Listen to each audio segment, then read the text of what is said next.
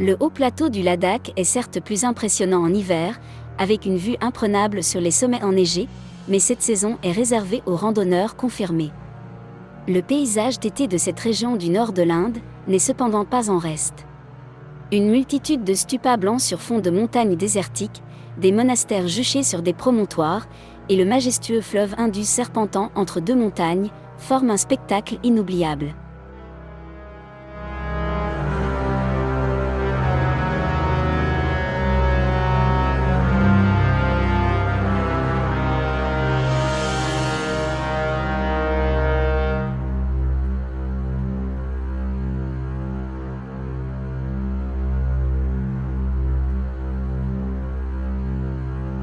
Lorsque l'on se promène à Leh, capitale animée du territoire, on a un peu de mal à s'imaginer les conditions extrêmes qui règnent sur ce haut plateau semi-désertique à près de 3500 mètres d'altitude.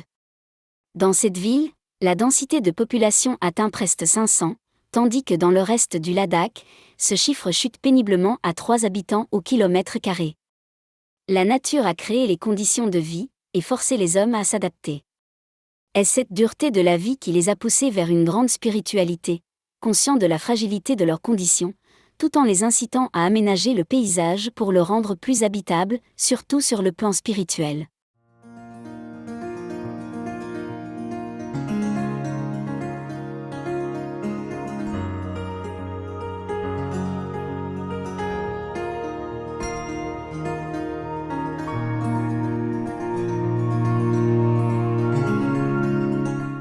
Un peu partout sur le haut plateau du Ladakh, on trouve des stupas le long de la route ou à flanc de montagne.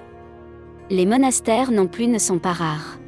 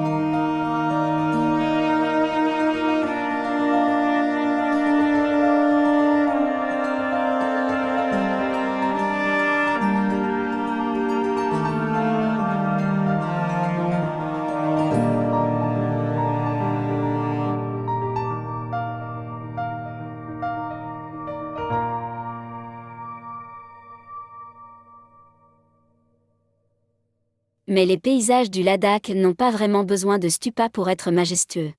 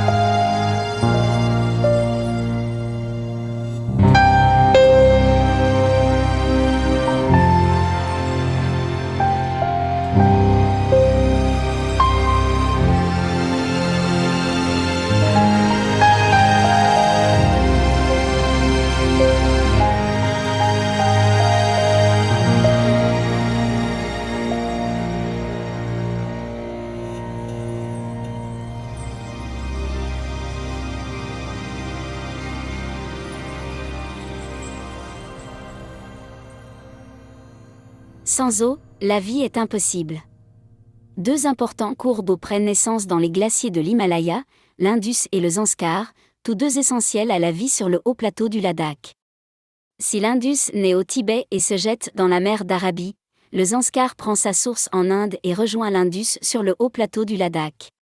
Tous deux façonnent le paysage sur leur passage, permettant la vie humaine qui sans ces cours d'eau serait impossible. Il est fascinant de noter que l'Indus, bien que prenant sa source loin en amont, a donné son nom à l'une des premières grandes civilisations de l'humanité, la civilisation de l'Indus, qui s'est épanouie plus en aval. Cette mention rappelle l'importance culturelle et historique de ces rivières, bien au-delà des frontières du Ladakh.